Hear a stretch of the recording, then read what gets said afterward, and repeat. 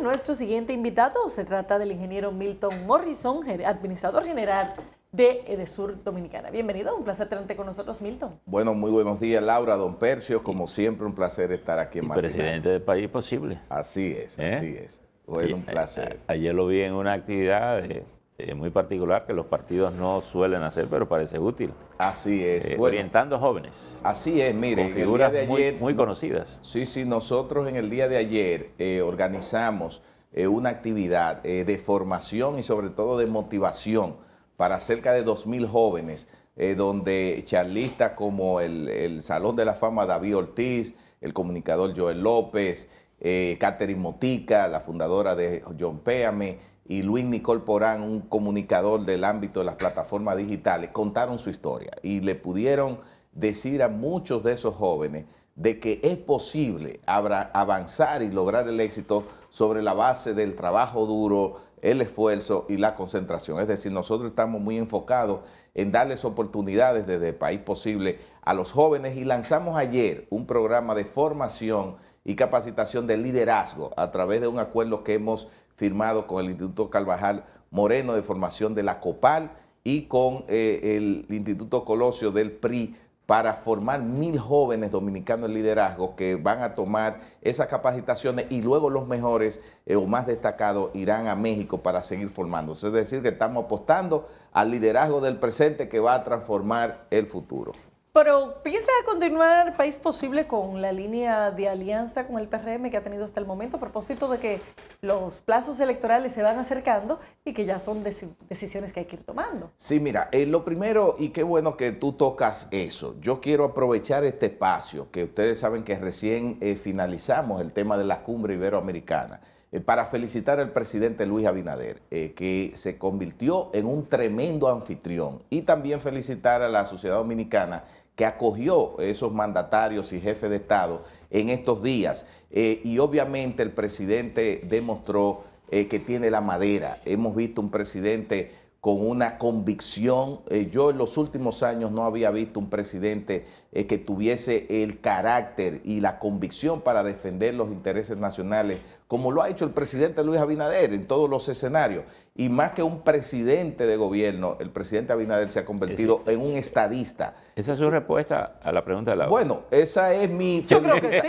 Esa es mi felicitación al presidente por el éxito de la cumbre y que se ha convertido en una estadística de dimensiones internacionales. Políticamente usted entiende que el partido debe seguir ahora es que voy entonces con la respuesta ya más concreta a lo de Laura. Dicho eso, y con la satisfacción que muestro el compromiso del presidente, sí, País Posible de manera muy clara ha dicho, no ahora, sino desde hace meses, que debido al comportamiento, debido a la ejecución que ha tenido el presidente Luis Abinader, que ha demostrado ser un presidente eficiente, honesto, transparente, que le duelen los intereses nacionales, nuestro partido lo sigue apoyando, va a apoyar su repostulación y reelección, como manda la Constitución que le permite reelegirse. Entonces nosotros vamos aliados apoyando al presidente Luis Abinader. ¿Cómo usted prefiere hacerlo? Vi que en el caso de Hito Bisonó, sí, decidió integrarse al Partido Revolucionario Moderno con su estructura, lo que le da su condición de miembro pleno para aspirar adentro. ¿Usted prefiere seguir con su partido como aliado o se ha considerado la posibilidad de integrar a País Posible como parte integral del Partido Revolucionario Moderno? Bueno, lo que pasa es que País Posible es un partido que nació con una identidad propia. Lo que sucede, como yo lo he explicado, es que en las elecciones del 2020 tomamos la decisión que más le convenía al país de apoyar al mejor candidato que teníamos, el candidato del cambio, porque nos dividíamos entre la continuidad del cambio. Apoyamos a Luis Abinader y, como yo he dicho, ha salido mucho mejor presidente que candidato. Entonces, nosotros somos un partido independiente. En el caso de Hito, que no tenía, por decir así, o presidía un partido, hace mucho sentido, porque Hito Bisonó es un líder político con una trayectoria bien conocida y sumaba mucho más desde la estructura dentro del PRM que estar desde fuera. En el caso nuestro, que somos un partido estratégicamente para los fines y propósitos del presidente, nosotros agregamos más valor como un partido aliado que pueda, digamos, captar una cantidad de votos que quizás no entran directamente al PRM para apoyar al presidente. Entonces, en términos estratégicos, sí, nosotros como Partido País Posible Aliado vamos apoyando al presidente en la reelección y yo he dicho que la meta nuestra es convertirnos en el partido aliado que más votos le suma al presidente Luis Abinader. Y a nivel del resto de la boleta, porque eso evidentemente es el ámbito presidencial, sí. ¿Qué se piensa hacer a nivel municipal y congresual? Bueno, como ustedes muy bien saben, la ley electoral permite alianza hasta un 20%. Obviamente hay un 80%. El Partido País Posible, de manera muy clara, en el nivel presidencial, va con el presidente Luis Abinader, ¿cierto? En el nivel ya municipal, nosotros llevamos alianza o llevaremos alianza con el PRM en algunas localidades, pero ese porcentaje que no va en alianza, nosotros llevamos candidatos propios. Por eso yo he hecho un llamado, y se lo hice ayer a los jóvenes, de que nosotros queremos los mejores o los mejores líderes jóvenes de toda la República Dominicana, los 1000 mejores líderes jóvenes para que sean candidatos a regidores y representen sus comunidades. Y en el nivel congresual también llevaremos candidaturas propias. En su caso, cuando usted dice que en algunos sectores a nivel municipal, y me imagino que a nivel congresual lo es igual, se hará alianza con el PRM, y en otros casos candidatos propios, ¿pudiera el partido considerar aliarse a otros partidos en ciertos escenarios?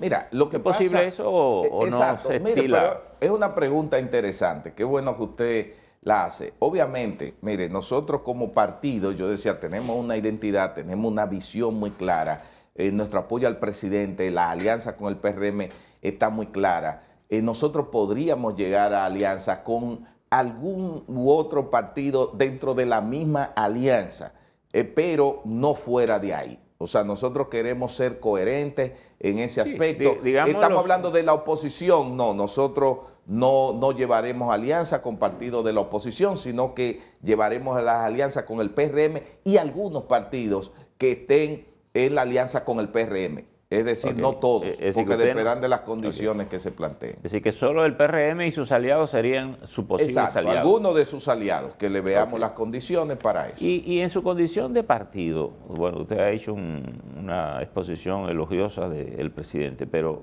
evaluando la gestión, ¿está usted conforme como partido de lo que se está haciendo o cree que es válido advertir algunos aspectos que tal vez no estén funcionando bien camino hacia el resultado final y hacia las elecciones? Sí, mire, siendo muy honesto, uno siempre entiende y sabe que se pueden hacer cosas mucho mejores o más cosas o todo es perfectible. Ahora, en términos globales, cuando yo hago un análisis, pongo en una balanza, de manera muy particular y como partido, nosotros nos sentimos satisfechos con la gestión del presidente, ¿cierto?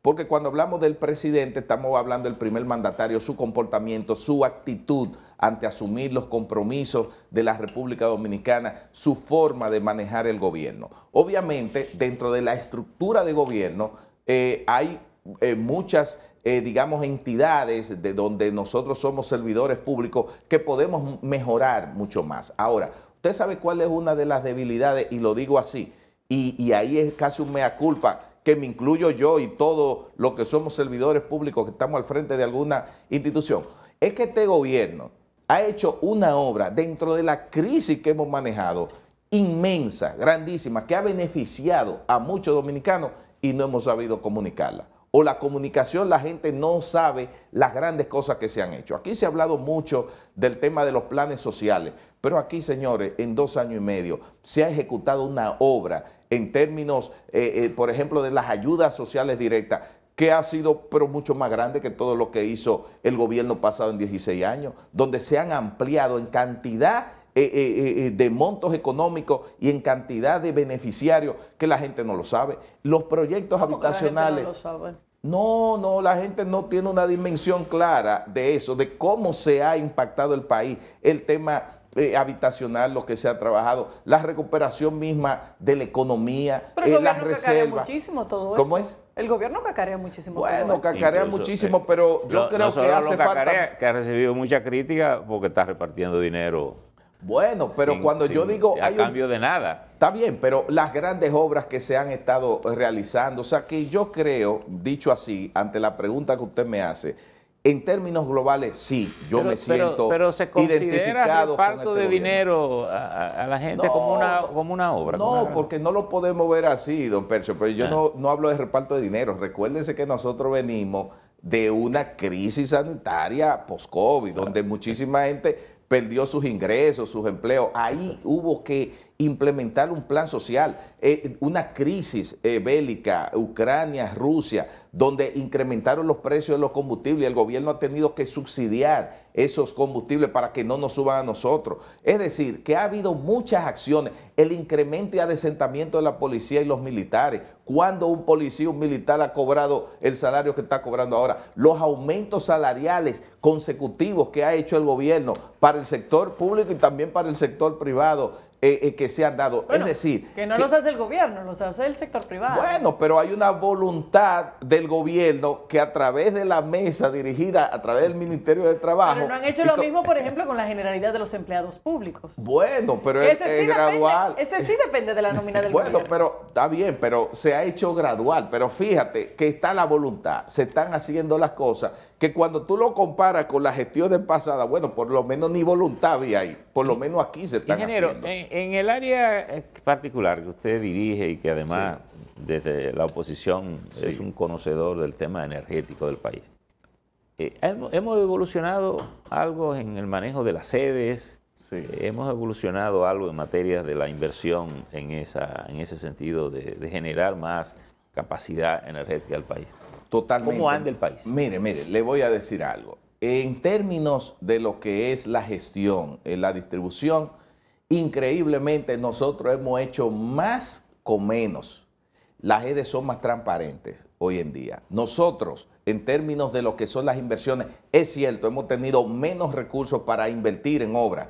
Los gobiernos pasados tuvieron 2 y 3 veces mucho más recursos en inversiones que nosotros. Nosotros no hemos podido hacer esas grandes inversiones porque el dinero que ha tenido que invertir el país y destinar el Estado Dominicano para subsidiar el incremento de los combustibles, que se triplicó el carbón, que se cuadruplicó el gas natural para pagarle a los generadores, se ha absorbido gran parte de ese déficit. Entonces no hemos tenido nosotros en la distribuidora mucho que invertir. Sin embargo, hemos dado más energía que nunca. Nosotros damos mucho más energía que lo que se proveía en gestiones pasadas. Y nosotros estamos comprando materiales, por ejemplo, esos famosos medidores que se compraban antes, nosotros lo compramos a mitad de precio, por decirle eso, a mitad del precio que se compraba. Es decir, hemos hecho una gestión con menos recursos, pero hemos dado más energía. Y la gente ya no recibe los apagones programados que se daban antes. Y eso es así, señores. Los circuitos estaban clasificados A, B, C y D. Día a día las distribuidoras en Edesur decían, bueno, en tal sector le tocan 6 horas de apagones, 4 horas de apagones. Eso hoy no existe. Es decir, que nosotros, dentro de las dificultades, podemos decir que hemos mantenido un sistema eléctrico estable que no se ha deteriorado. A propósito de esa valoración que usted hace sobre los precios de las cosas, en principio, tal vez de los primeros expedientes que surgieron a la luz pública era el tema del manejo en la sede, temas de corrupción. Sí. Sin embargo, esos expedientes como que no han salido. ¿Se está trabajando con esos expedientes? Bueno, mire, don Percio, yo le voy a ser muy franco. Yo honestamente no sé cuál es el estado de esos expedientes, porque el tema de la justicia, como lo ha establecido muy bien el presidente, es un tema independiente. Yo ni me entero de eso. Yo sé que al principio se hicieron las auditorías, a través del Consejo Unificado se depositaron. No hay proceso de investigación, no lo han consultado. El Ministerio Público sí, desde el inicio, en ese tiempo, recibieron unos expedientes que depositó el Consejo Unificado de la JEDE, han estado pidiendo informaciones de casos particulares. Nosotros le hemos suplido todas las informaciones que han pedido, pero yo no sé el estatus, porque la justicia independiente ni tampoco yo me voy a meter a eso. Si el presidente no se involucra en esos temas, mucho menos yo, que lo que soy un simple servidor del gobierno dominicano. Okay. Y con el tema de las tarifas, sí, los aumentos que se aplicaron a principios de año, luego de que el presidente dispusiera que se dejaran de aplicar los demás escalones que se tenían previsto. ¿Cuál es la situación de las sedes a nivel de recaudación?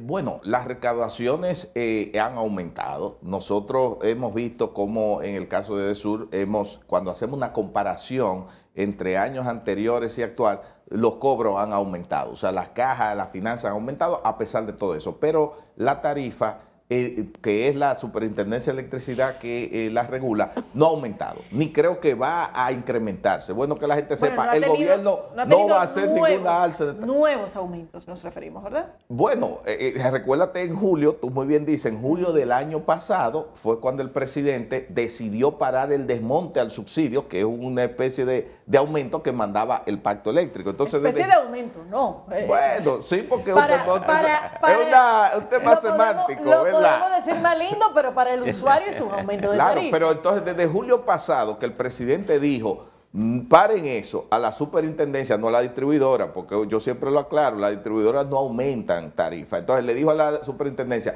párenme eso, porque en el pacto eléctrico que mandaba que se hiciera ese desmonte del subsidio, los que firmaron el pacto comenzaron a atacar el gobierno, después que autorizaron que se hiciera eso. Entonces el presidente mandó a parar, porque hay que ser coherente. O tú estás en esto o no estás. Entonces, no va a haber aumento del alza de la tarifa por parte del gobierno en este año. Eso le da tranquilidad a los usuarios. ¿Qué tan consistente está siendo la promoción de la generación de energía limpia, como energía solar y esta cosa? Que mire, hay una quería poner en los techos de las oficinas públicas.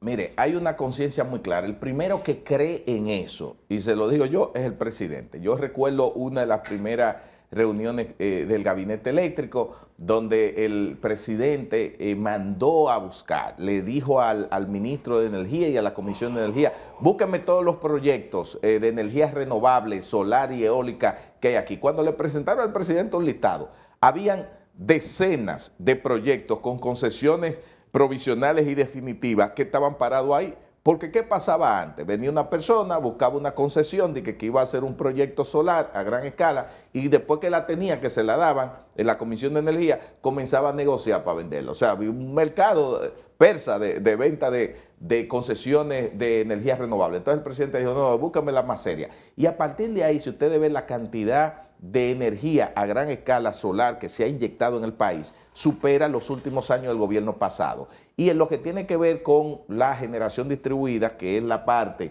de los paneles solares en industria, en casas y demás, nosotros en EDESUR la cantidad de solicitudes que tenemos es grandísima y mensualmente vamos dando, es decir, que el país va avanzando en esa dirección y hay una voluntad esas en el quien la gobierno. Autoriza son las sedes en la zona donde operan. Exactamente. Por ejemplo, si yo quiero poner un panel solar para introducir energía al sistema, es la que me suple la energía. Así es, usted busca una empresa que le va a instalar eso, ellos le hacen la evaluación en la casa en función del consumo que usted tiene, entonces luego ellos someten la autorización. Entonces las distribuidoras tienen que hacer una evaluación técnica para ver si la capacidad de paneles solares que usted está sugiriendo puede inyectar esa energía en los nodos y en los circuitos donde se conecta. Luego que se hace esa evaluación, usted se le instala, se le pone su medidor bidireccional y todo funciona. A los fines le cambian la tarifa muchas veces. No, al revés, le baja la factura, le baja mucho. Hay gente aquí que está pagando 50 y 100 pesos de factura eléctrica. Si no le ponen una tarifa por potencia. Pero todo depende, recuerde. No es que le ponen... Que vaya agarradito de la mano del medidor bidireccional. Sí, pero lo que pasa no es que le ponemos una tarifa por potencia, es que depende lo que tú consumas en la casa. Que coincide. No, Laura, eso está bien hecho. Pero una precisión, a propósito de que usted dice, contrato a la compañía, me hace una evaluación de lo que yo consumo. Se supone que si yo tengo un consumo X, me aprueban más o menos que genere ese consumo, o yo puedo tener la opción de decir, bueno, yo puedo generar el doble o el triple de la energía. ¿Cómo opera? Yo se la coloco al sistema, me exonero de pagar porque me queda en cero y quedó una diferencia a mi favor. ¿Le devuelve la EDEST en efectivo al que genera eso o no? Ya, muy buena pregunta, don Percio, porque de lo que se trata de este proyecto, ese programa de incentivo a través de la ley 5707, es precisamente que usted pueda poner paneles solares para abastecer su demanda. No que usted se convierta en un generador de energía para vender energía al sistema. ¿Por qué no? Bueno, le explico. Entonces, lo que se hace una evaluación, usted tiene que demostrar que usted va a poner paneles para suplir su demanda. Lo que pasa es que hay aspectos técnicos que hay que tomar en cuenta de las redes, de la estabilidad. Recuérdese que la energía solar es una energía, por decirlo así, intermitente. Tenemos solar en el día y de noche. Entonces, si nosotros dejamos que el sistema dependa en muchos generadores de energía en los techos, entonces en las noches vamos a tener ciertas dificultades cuando se nubla. Es decir, que hay un tema, hay aspectos técnicos que hay que tomar en cuenta y por eso se limita. ¿Son técnicos o de recaudaciones? No, técnicos. Porque evidentemente en la medida en que se instalan más paneles y hay una mayor generación a nivel de este tipo de energías solares, pues cae en cierta medida el consumo y por lo tanto la recaudación. Claro, y en esa misma medida cae la compra de energía a los generadores. Claro. O sea, nosotros tenemos que pagarle menos a esa energía de compra de generadores, que es más cara y que nosotros nos genera pérdida porque no podemos traspasar. Oiga esto que es importante, no podemos traspasarle al cliente. Entonces, cuando tú me instalas unos paneles solares que me está generando ahí energía, es cierto, me quitaste X cantidad de energía, pero yo la estoy dejando de pagar más cara que no te la puedo traspasar. Entonces yo tengo una especie de compensación. Por eso debería haber como que un mayor entusiasmo. Por eso que me extraña. Es que lo hay, nosotros promovemos eso. Me extraña que no se incentive eso porque usted pudiera reservar esa energía no intermitente, que sería la que se genera con carbón, gas y esta cosa, para las horas en que el sol comienza a disminuir. Pero lo está. Hay un tema, como yo le dije, de la apertura para la proliferación. Pero es como les decía, hay aspectos técnicos en las redes que nosotros tenemos que ver la cantidad de energía que se inyecta, porque las redes no están en capacidad, por ejemplo, de ahora agarrar y todos los techos convertirse en generación. Puede colapsar. Además, hay un tema de fluctuaciones en el momento que se demanda cierta energía y esos generadores que en un momento no pueden estar, no me pueden suplir esa demanda. Y por eso también es la combinación. Pero yo quiero decirle algo.